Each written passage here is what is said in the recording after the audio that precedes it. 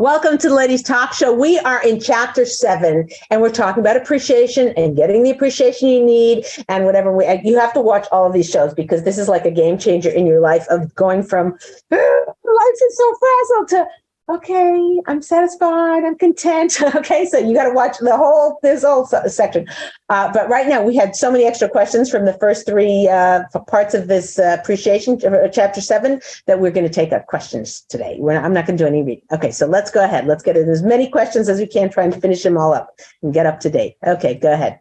Perfect. So Simcha asks, I don't mind trying these methods, but will my husband ever learn to appreciate me on his own? Or will I always have to spoon feed him? Spoon feeding, your lifelong job, spoon feeding. He's got the chip missing. The chip is not there, ladies. It's not like you're going to do this, and after a while, he's going to get the hang of it, and he's going to start saying, you're just wonderful. It's not happening.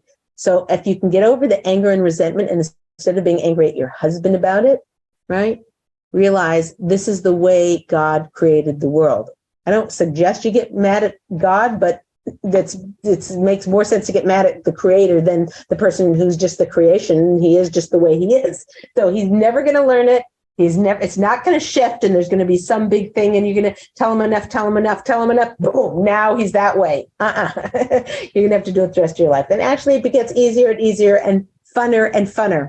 That's a guarantee. It gets funner as you're going on or whatever. You're like, didn't I do a great job? And he'll finish your sentence and say, about the soup was delicious. Whatever. Maybe you have to, don't count on it. Have very low expectations.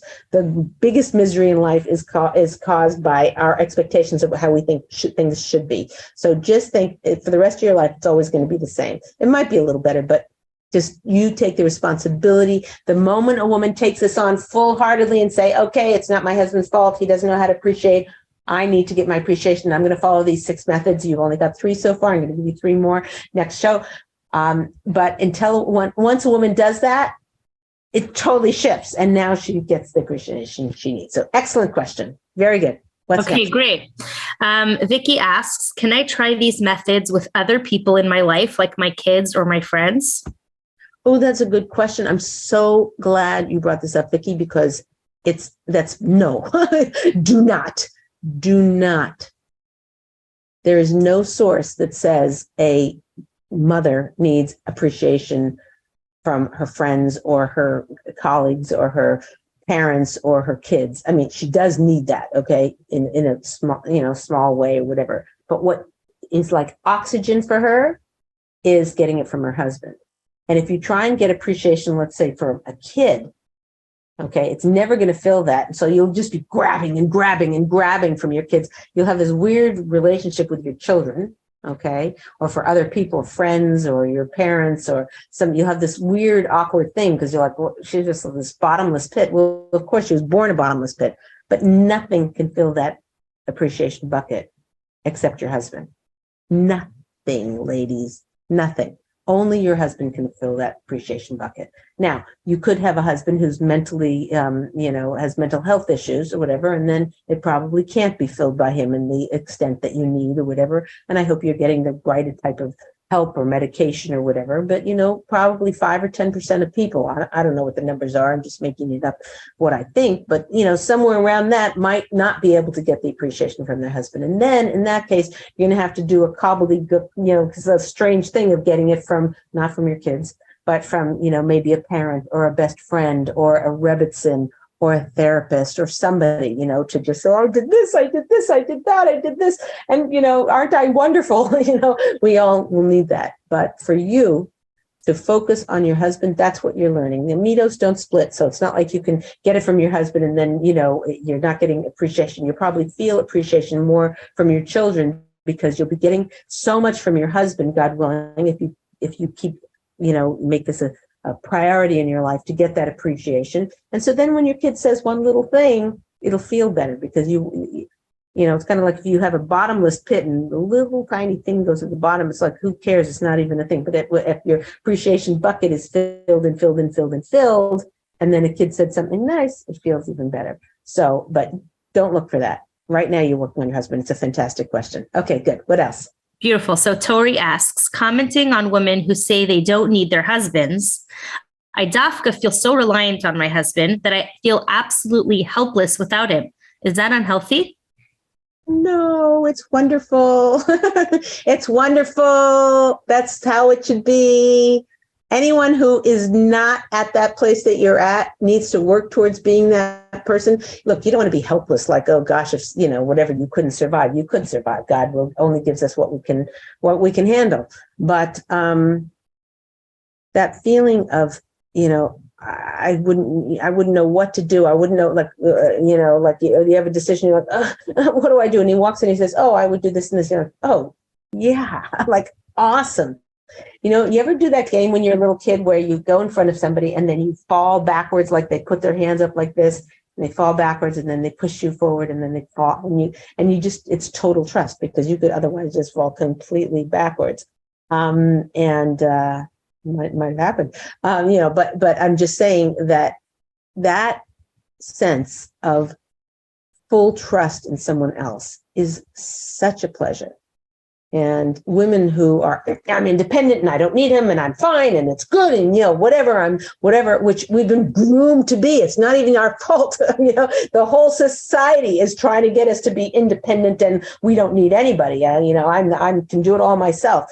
That whole mentality find it very, very hard to be needy towards their husband, and they're missing that great pleasure of falling back into somebody's hands, which is, it's just a feeling of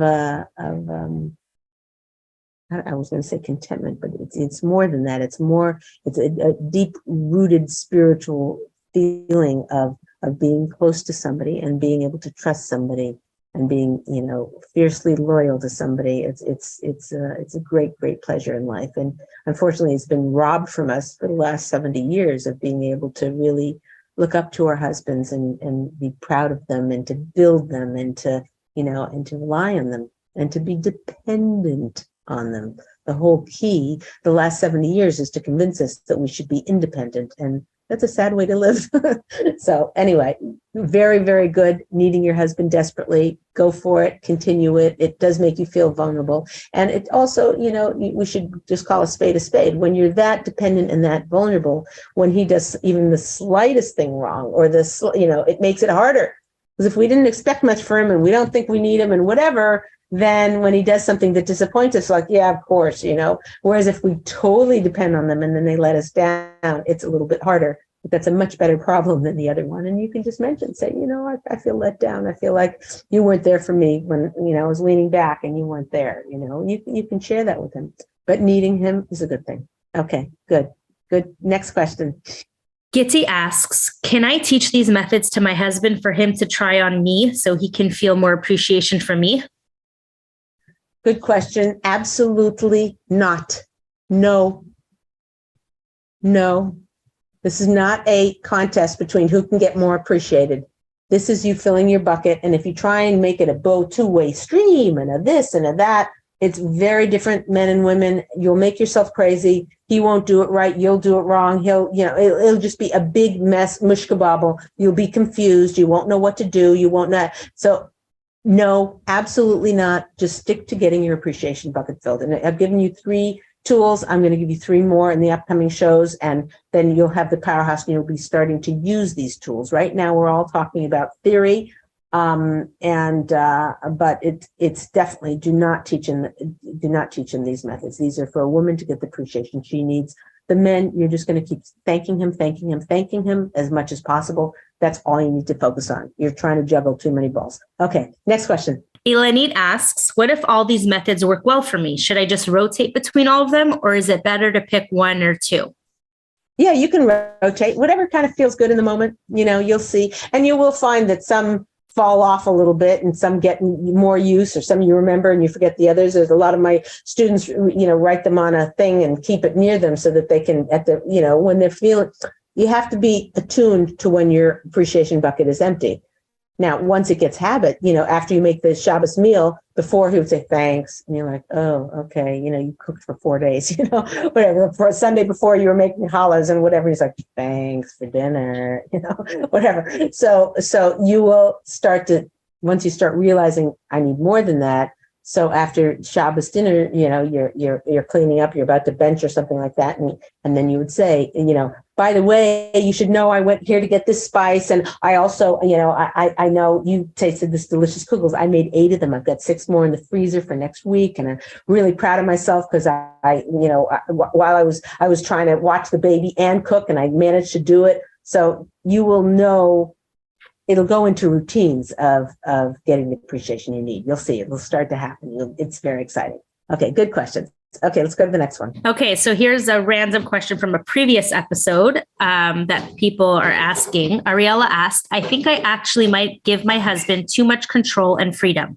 I never ask him where he's going or who he's talking to on the phone, who he's spending time with, and he never offers much information unless I do ask. I trust him 100%. I'm just scared of being suffocating. Is this not healthy, though? Am I being extreme? Excellent question. It's your husband's obligation. He's mechuyev to tell you where he is going and what he's doing. And if he doesn't, you for sure should ask. I mean, you're one neshama. You're the same soul, and for him to go off and you not know where he is, that's totally not appropriate. So it's controlling if you're like, where'd you go? Why'd you do that? How come you do, if you question everything he does, I could see that's like controlling and yuck. But just the same as, for you just walk out of the house without saying, bye, I'm heading to blank, blank, blank. That's not good. That's not a friend. That's hostile, angry thing to do, to leave somebody where'd they go? When are they coming back? Are they mad? Are they upset? A million questions get brought up. You guys are best friends. You have to know where each other is, and you asking him isn't controlling. It should become sort of habitual. And if he's leaving the house without telling you where he's going, you can tell him, I just heard a shir that I should never leave the house without telling you where I'm going. And I should keep you updated on my comings and goings and what's going on with me.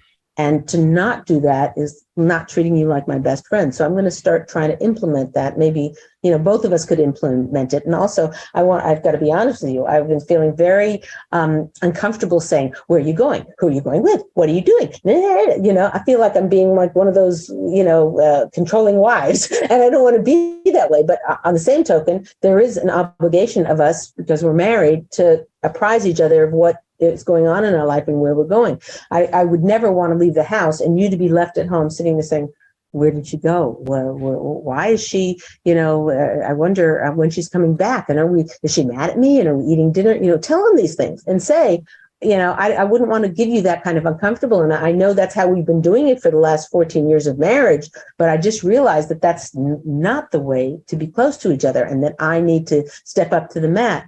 And I hope you are too. I hope you don't see this as like, what are we, we're going to put chips in each other and follow each other around on a map, whatever. So have a conversation with them. You know what your history is, and you know your husband best in terms of how to use your B'nai Sarah to connect with him and to have him understand and buy into this. But it's very, very important that that you guys share your lives with each other, and that you keep apprised of where each other is, and for safety, let alone just a feeling of comfortability. Very, very good question. Very important question. And I'm shocked it never came up in any of the shows before. So I'm really happy you asked it. Thanks. Okay, Gila, what's our next one? Okay, perfect. So Ruti asks, my husband and I both work from home. Sometimes he interrupts me for random reasons that could totally wait, even if I'm in the middle of a Zoom meeting. I tried telling him to pretend I'm not there, but he keeps doing it. I'm afraid my coworker or boss might start to notice. Excellent. Excellent. So this is a communication problem, not, it's a logistic communication problem. And I would take a very, very, not in the heat of the moment, not when it's happening, whatever, take a very good conversation at a different time, like in a peaceful time when you're not in the middle of turmoil and frenzy and whatever, and you're sitting there. And I would say, something to the effect of, I'm not quite sure what to do about, if it wasn't work, look, you are the number one most important person in my entire life. You are the purpose of my life, and you are why I'm here. And my whole job in life is to make you happy. that you have to know. That's my number one priority. And frankly, if she shows that in a million different ways, which, read Marriage Secrets and start doing a lot of the tools in here. If she shows him that, he'll probably interrupt her less. But anyway, but let's just say, so she says to him, you're my number one priority in life, and I'm working very hard to show it more and more. I'm going to fail. So don't like stand over me, breathing down my neck to see that I'm doing it. But just know that's what my goal is this year, is to be to be a better and better wife to you each and every year. So that's my goal. And I'm just not sure what we can do about the situation when I'm at work and I'm on the phone and you walk in while I'm doing a Zoom call and whatever. Please, and take the problem and hand it in his lap. Please, can you help me to figure out how we can solve this? All right. And if he says, oh, I don't know, then you say something like, how about when you think of something you need, I'll get you a notepad, or I'll get you a clipboard or index cards or the app or something. I'll get you something. And when you think of something you need to tell me, write it down on that thing so that you don't forget. And if it's urgent, then come get me, but probably, let's say there's 8 things that you need to talk to me in the course of a 4-hour work session. Probably one of them is marginally urgent and the other 7 aren't. So if either wait on that 8th one or come interrupt me for that one thing. And then as soon as I'm done, and then you've got to stick with it. As soon as I'm done, I'm going to come to you and we can go over the 8 things.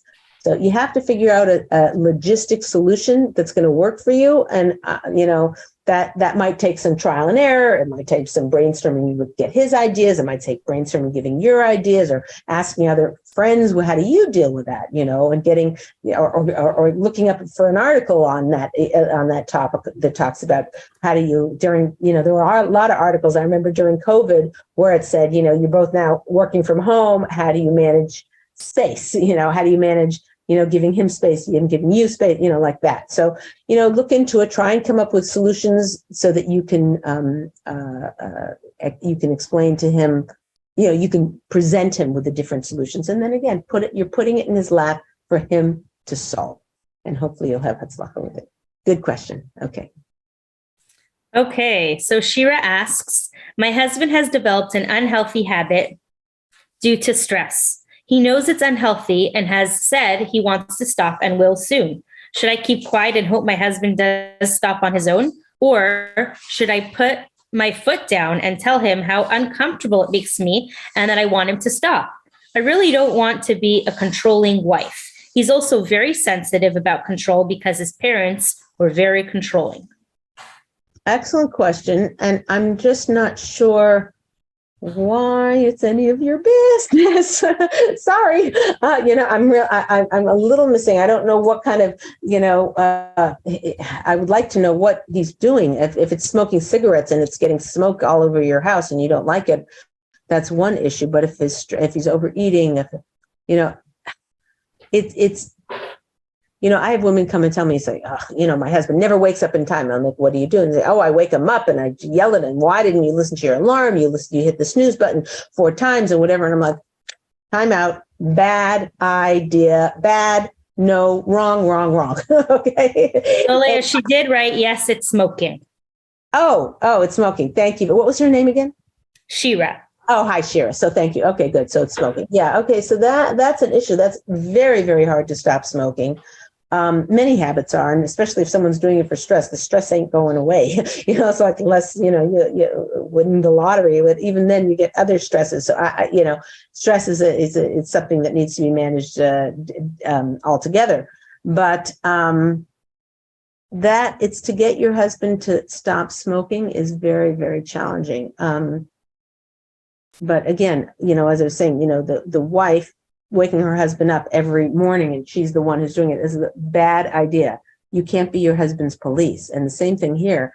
You can't be his police. If he either wants to stop smoking or he doesn't want to stop smoking. So, you could, do whatever you possibly can to help him with that. So let's say he says, okay, I'm really, really want to stop smoking. You could say, okay, I'm going to have celery and carrots in a bowl for you every day so that you can just munch on them. And so every time you want a cigarette, come eat the carrots. This shows how little I know about addictions and getting rid of them. I don't know, but I'm just saying that there are things that perhaps a wife can do, and you need to find those out. I'm sure you could look up articles and find out, or speak to somebody, an expert in the field, or do some research, or get a book on how to quit smoking and read. He might not be a reader and you are, and you read it and you explain it to him. It's not like you can't be his azer conegdo, his helpmate opposite him, to help him get where he himself wants to get. But when that slips into like nagging and controlling, and you not so subtly telling him you're not happy with the way he currently is and he needs to change, that's like destined to be to put him on the defensive and to what's that called, backflash, boomerang. It's just gonna not work. You're gonna push, and it's never gonna work. People don't respond well to force. They respond very, very well to support and to help and to listening and to being there for you. But I don't suggest, if he said, "Oh, anytime I want to smoke, send me a text saying you better not smoke, or I'm not going to talk to you today." He might ask you to be his police. Say, "I'm sorry, I don't feel comfortable being that person, that position. I don't think it's healthy for our relationship. Even though it might help you quit smoking, it won't help us feel close to each other because you'll feel like I'm breathing down your neck, and I don't want that." So again, these are answers. A lot of things can be solved by research, by figuring out, this is your job as the wife, as the helpmate opposite him. It's your job to sort of look outside the box and try and come up with solutions that help your husband to get where he wants to go, to fulfill his shlemus, to fulfill his potential in this world, and whatever you need to do that without being his police. Excellent question. Very, very good. Okay. Hannah asks, if I've asked my husband many times to do something and he still doesn't do it, not because he doesn't want to, but because he forgets or gets distracted, or maybe it's just not on his radar, should I just let it go? Because I'm so tired of hoping he'll do it and being let down. Fine. So this is another question of, this is a communication issue. It's like, can we just talk for a second? I want to make a big deal of this, or whatever. Again, in a quiet time, not while the kids are screaming and while you're frenzied and while you're angry about something else, whatever. You have to find these windows of time where you can approach this kind of thing. But you say something like, I want to talk to you about something. I know that you said that you would fix the door handle to the washing machine or whatever, but I can't I can't do every time I do the laundry, when I open it, some water falls out because the doors are figured. I don't know what, please. And again, you're taking the problem and you're handing it to you. And for those who are listening, I'm cupping my hands and handing it over to my husband. So, you say, can you please tell me, what should we do about this? There are a lot of choices. One, I could nag you every day, which please don't make me do that. Secondly, I could put a Post-it note on your car dashboard, or on that's not where his tools are. I could put a Post-it note, by your breakfast every morning or something like that. This is the stupidest examples that I get. Or I could call somebody and have them do it. Or my dad offered to do it, but you said, no, it's fine. We're good, but we're not good. So please. And then you're taking your hands and you're handing it to him and say, what should we do about this problem? And he'll say, just leave me alone. I'll get it done. And then you have the permission to say, oh, okay, I'm sorry. You sound upset when you answered me. I didn't mean to make you upset. I just needed to be fixed. So I'm afraid if I say okay and I walk away, I'm still going to wait a month for it to be fixed. I really don't know what to do, and I don't want you to feel this pressure, like I don't want to put you on the defensive, and I don't want you to feel this pressure that I'm saying do this, like I'm trying to control you. I've got a problem, and I know you want it to be solved. Please help me figure this out, and having that heart-to-heart conversation with him will hopefully get you closer to an answer. But there's something that'll work even more powerful than that. And that is to take what he tells you to do as seriously and as prioritized as you possibly can. So for instance, if your husband takes an envelope and says, oh, can you put a stamp on this for me? And you're like, the stamps are right there. I'm like, whatever, but you go and you run and take the stamp and you put the stamp on the thing and you put it in the mailbox and, you take care of that for him. And then he says, oh, I really wanted, for Shabbos, that thing you made with the rice that came, whatever, that had the crusty on the side, the tajin, whatever, can you make that again? And you're like, okay. And you never kind of get to it. In other words, he is making requests of you, and you're either ignoring them or doing them slow or feeling resentful or feeling defensive that he's asked you, whatever. And no surprise that he's doing the same thing to you. Now, maybe you're one of these wives who does everything her husband asks and drops everything. And I use the example, if you have to bring the shoes in to be repaired and your husband's shirt's the tailor, and if the shoe place is much closer and you go right, and you get there, whereas the tailor, you have to go this 14 different directions and whatever, you should always do his first. And you're like, Leah, he's not even going to know, but you will know.